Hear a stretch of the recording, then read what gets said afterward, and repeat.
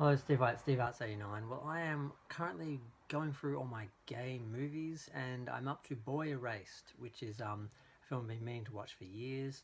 It feels like an Australian film. It's starring Nicole Kidman, Russell Crowe, and it's written and directed by Joel Edgerton, who also is in the film. It's about gay conversion therapy, and it's about the guy who kind of exposed the whole thing. He wrote a book after he left conversion therapy when he was 18.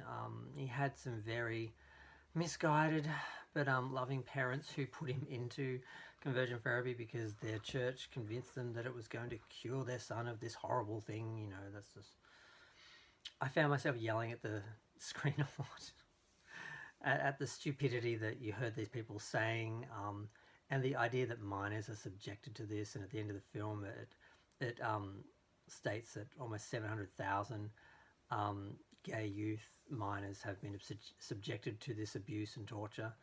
Um, it's very disturbing. The film is a straight drama.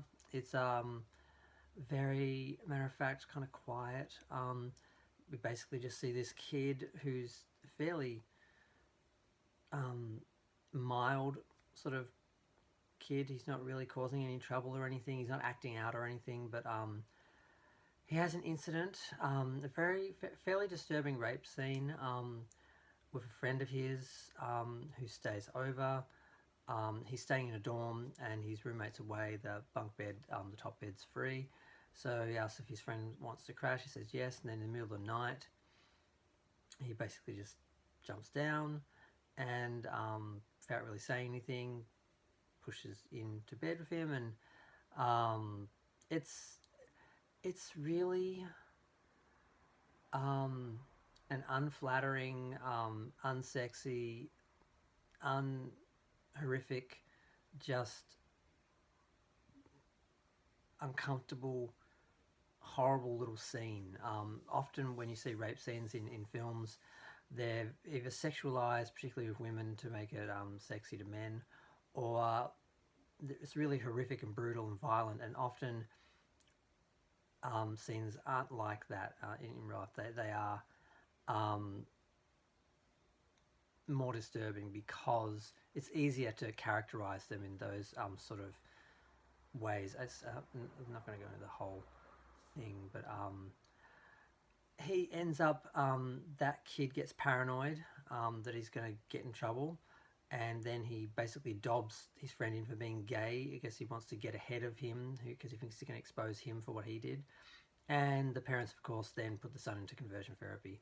And we see that, we see the ridiculousness and the, it's just ridiculous, the stuff they believe, and it's a bit of a grift because obviously parents are paying a lot of money to have these kids basically put in permanent um, courses to, you know, convert them. So eventually he calls bullshit on it all.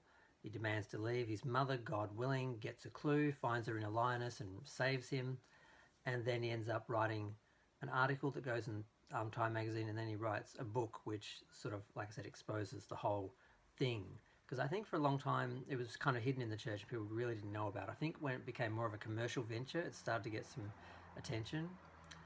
Um, and eventually he makes peace with his family, his mother first, then his father. Um, and there's some nice photos at the end of the film of them together as a family, and he's living happily with his husband. He's an author. So it had a happy ending.